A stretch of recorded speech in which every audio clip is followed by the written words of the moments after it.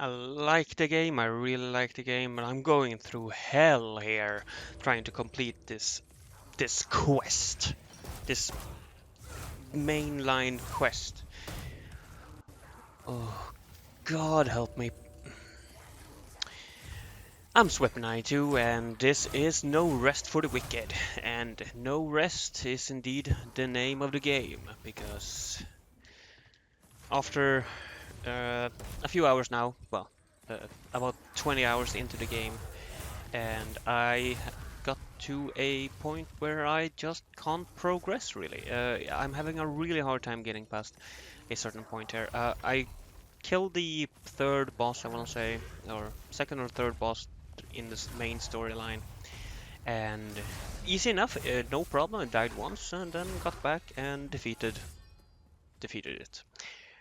Now I'm at a point where I've tried to kill a boss 5 or 6 times, maybe more, and I have gotten to the second stage of that boss fight one time. This boss fight is no joke. The difficulty spike here is incredible, but let's go a little bit more into the details here. After defeating the certain boss that I talked about in the main story, you get access to what's called the Crucible. It's the Serim Crucible. It was basically made by your people, or the people you play as, the Serim folk. That's at least what I understand. It was built by them to train and keep their wits sharp or something. It's basically like Nephilim rifts in from Diablo 3. Basically that, except you sacrifice a little bit of blood. You don't get damaged by it, but you sacrifice a little blood and sacrifice a certain item that you can get out in the world while exploring in chests and such. You sacrifice that, go into an elevator, and then you go to a floor. And ooh, yeah, it feels almost like a roguelike at this point, because each floor is actually random generated. It's a random floor. The layout of the floor is always the same. If the like the forest floor will have the same forest. There are different forest floors, but every floor will have the same layout as before, but they come in different orders, and some floors you might not encounter when you do each time you do the Crucible. Now, if you die in the Crucible, you will have to start all over from the beginning, including sacrificing that certain item again and going into the start of the first floor. This is what I mean by a roguelike. You die and then you go back from the start. You start over right from the beginning. Now, in roguelikes, I'm okay with that, because generally in roguelikes you die and you go back and you get better, you get stronger. Now this could also be true for the Crucible, because you die and you go back and maybe you sell some stuff and you take some of the items and enchant them, and maybe you get some better items. With more health and stamina and whatever. That, however, is far from guaranteed.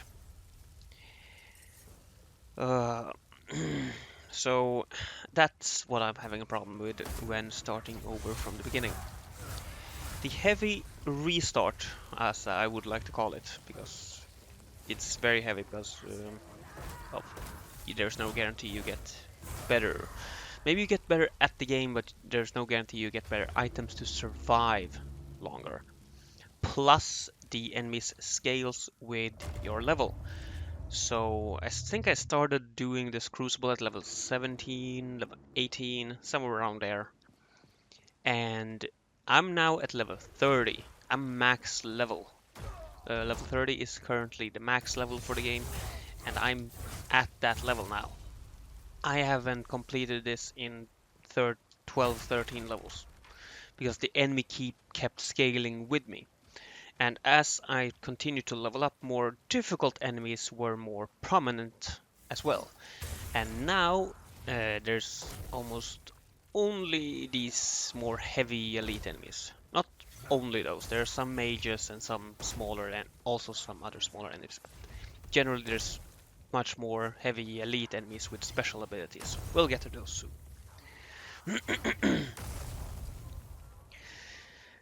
Now, I want to clarify that I don't want to become a powerhouse that slaughters 100 enemies in 10 seconds.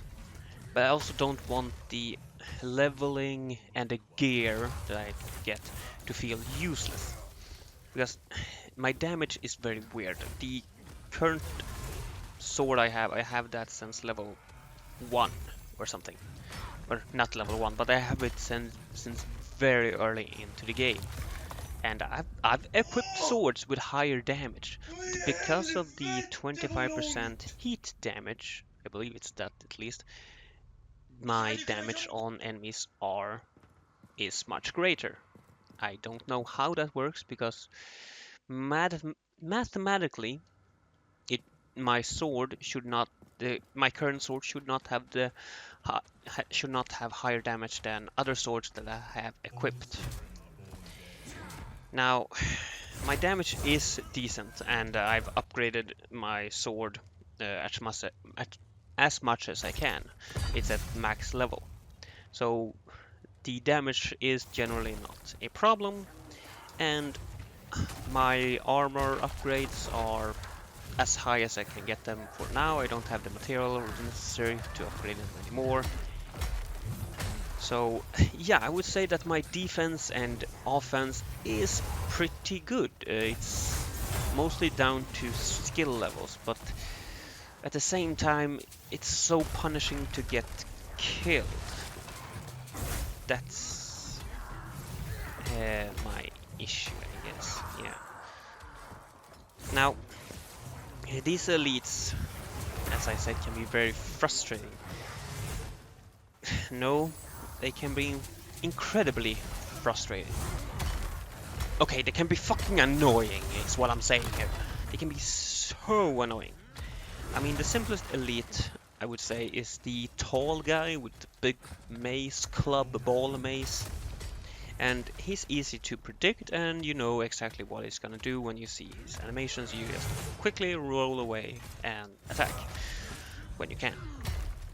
Now, some of the other elites, however, have some BS attacks. Like, for example, a earth-shattering ability with possibly unlimited range. It's hard to tell, but I think it's unlimited at least. At least that's what it looks like when he attacks at times. Well, they attack. Another ability is a small cold spot circle that they create. It's a small circle they create of instant cold damage. Now, they do have to channel it for a second or two before the circle appears, but you have to avoid it, you have to time it perfectly, because you don't see it appearing until it has appeared, and then you are damaged and possibly killed. So you need to have a split. The dodge needs to be split second perfect, otherwise you're gonna get damaged. And with the low health I had previously, I was basically one-shotted by it, or at least down to very low HP. And it has incredible range. Now, the worst thing is that you don't know if the enemy is doing it, and especially if they happen to be off screen while you're fighting a second enemy. So if you have 2 or 3 enemies fighting you and one of them starts channeling, if you don't notice them doing it, yeah, you're not gonna dodge it unless you happen to do it by accident. Trust me on that one. Oh, and if it doesn't kill you, it will slow you down, because it's ice, so it's gonna slow you down. So, yay! There's a special 2-for-1. Now, another special move, or combo, I should call it, comes from the two-handed axe elites, or heavy elites. Or, I don't know what to call them. I say elites, because they're bloody annoying and they're heavy. They do a shove with their axe and then a slice with the axe. And It's easy to dodge as long as you don't overcommit to them, but if you happen to do that though and you get hit by the shove, the slice is gonna hit. The slice will hit because you are gonna get stunned from the shove for a little while. For quite a while actually, it's like a 2-second stun at least. And the shove can have a decent range. I've dodged out of the way before and even got hit by the shove. There was one time I got hit by the shove where I got shoved so far that the slice actually missed, but that was 1 out of 100. So that was just pure luck. Now, let's talk about the boss, shall we? Yes, the boss I faced after clearing 6 or 7 floors. Each floor taking between 30 seconds to 5 minutes. Anywhere between that, depending on what floor it is and what type of enemies are on that floor and how well I'm doing, basically. But each floor feels... I have to say that they've done a good job with the floors though, because they all feel distinct and they're very, shall we say, well designed. They're simple but they're well designed. And it doesn't take... I mean, the elites and all that, they are fucking annoying, but they don't feel overpowered as much as the boss does, because yeah, they're very unforgiving, these floors, and the boss, because one mistake and you could die and you have to do it all over again. But the boss himself, yeah, let's take the charging attack he does, because that's the first thing he's gonna do when you go into the room with him. He's gonna charge you, and I would say it's easy enough to dodge at range. If he happens to charge at you while you are close to him, you will most likely get hit because he doesn't charge in a straight line. He does turn a little bit at long range. When he's at close range, he can turn a lot. He can turn more. He can turn 45 degrees or possibly even more. And if you get hit, there's a chance you won't get hit just once, but 2 or 3 times from that one charge attack. And that's ridiculous. I don't know how much health you need to survive that, but I've been hit twice at 130 health and survived just barely. So yeah, it takes a lot. And that's with a mix between light and heavy armor, I would say. So if you have only light armor, you're dead. If you have only heavy armor, well, maybe you can even take the 3 hits without dying. I don't know. Now, the boss also has this range attack, which is easy enough to dodge. If you happen to get hit too much from the boss, though, you will get poisoned. I don't know how much poison damage he has, but it feels like the poison damage is just layered upon him to make him even more annoying, because he has so many mechanics already that are so frustrating that no other boss has in the game. He has so much on him that he is charging, he's fast, he has those cold spots attack as well, but much easier to dodge, but still heavy. He can start controlling a small area of the arena with that. His second phase, well, I haven't gotten very far into that, but he's basically twice as fast and twice as annoying. So yeah, kill me, which he does over and over and over.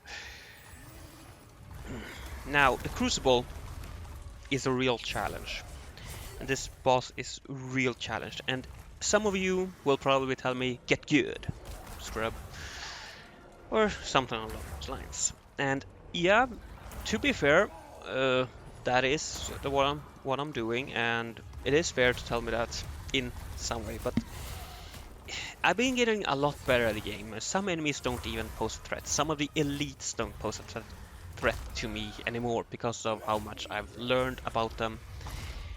But the Crucible introduces a difficulty spike that it's sudden and it's big.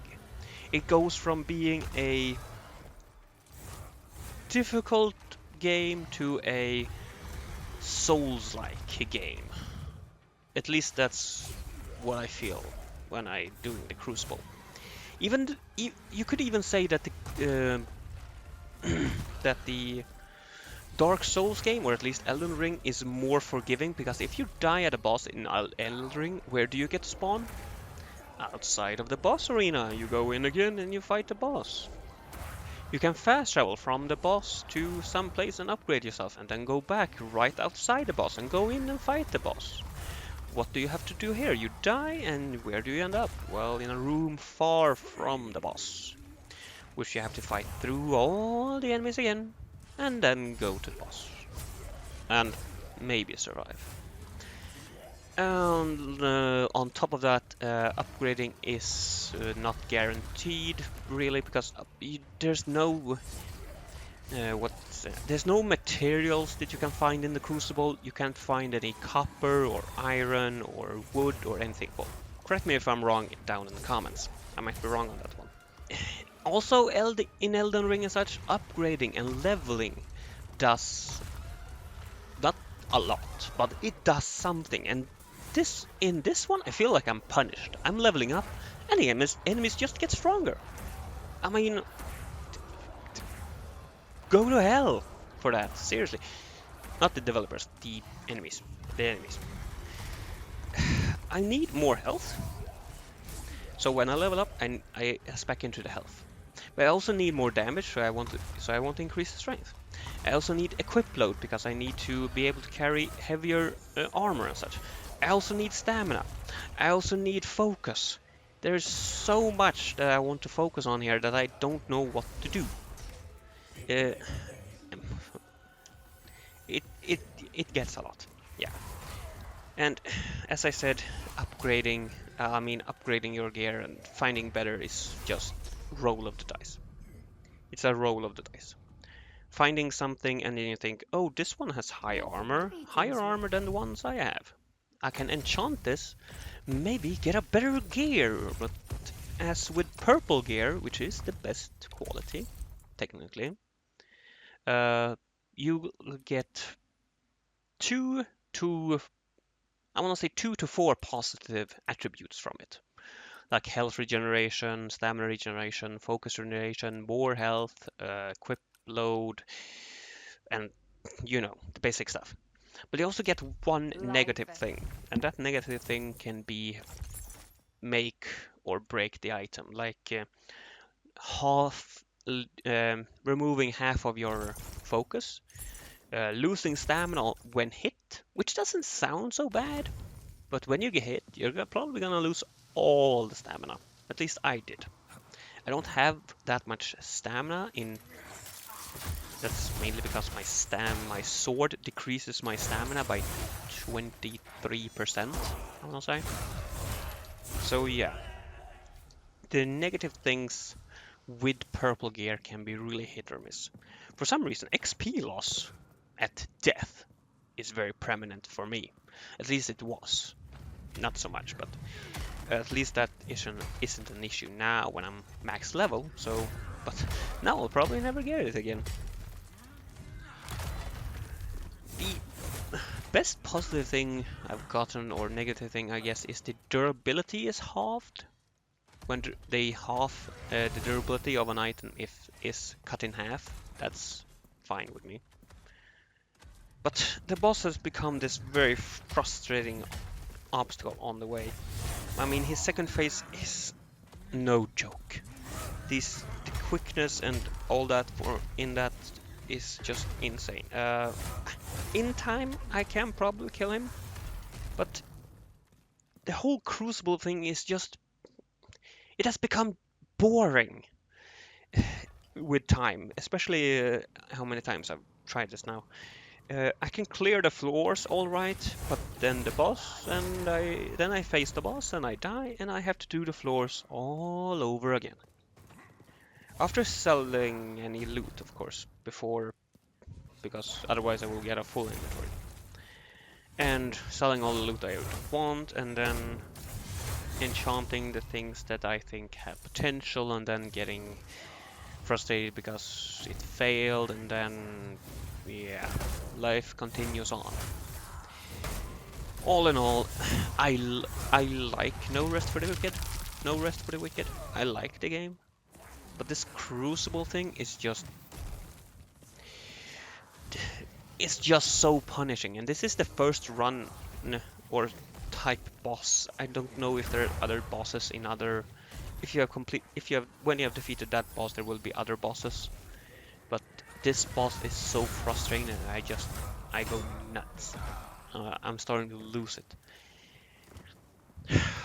God damn it. Before, they finally released a patch, at least, so that you can respec, because previously I had spec points in some dexterity, intelligence, and something else. And I could finally remove that and put that into stamina and health, which made it much better with the boss. This is because this is the only reason I actually managed to get to the second phase of the boss. But then he did quick attacks that I have never seen before, and I died. That's life. Life's a bitch. Especially in this game. Well, that was my rant. How about you? Are you guys playing No Rest for the Wicked? Let me know down in the comments what you think of the game. Can I recommend the game right now? Not if you want. I mean, the first hours of the game are really good, but then you get to a point where just, ugh. And for $40 and early access, well, I wonder what the game is gonna be at full release. 50? Huh. Anyway, I've been Swift92. Have a great life, and I hope to see you in future videos. Bye bye.